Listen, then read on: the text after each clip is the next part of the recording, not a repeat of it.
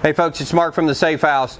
Hey, one of the brands that we carry is American Security, and their electronic lock is called an ESL lock, and there's 3 different versions. There's a 5, a 10, and they used to make a 20, which they've stopped making. So you got a ESL 5, ESL 10, and we've been asked, how do you change the combination on these locks, and how's the function of this lock? So it's very easy to change the combination of the lock. You hit C, which is clear, the pound button is going to do the warble, then you're going to put your code, existing code, in the safe, hit pound, it's going to beep again, then you're going to hit the new code, pound, it's going to make the sound there, warble, hit the code again,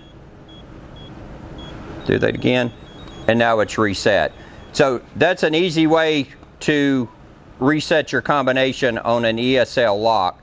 And the thing you need to do is always have the door open when you reset your combination. Doesn't matter what electronic lock, have that door open.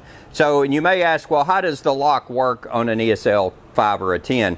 So it's basically a draw bolt, which if you look at the back side of the lock, and I'm going to put the code in and you can see what it does when it unlocks. So let's hit this C, 1, 2, 3, 4, 5, 6. Pound.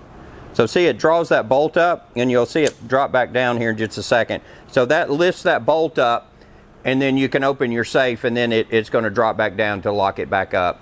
So if you have any questions about the American Security ESL 5 or 10 lock, the function of it, or any questions about it, give us a call at one of our 3 locations, or you can go to our website, which is thesafehouse.com.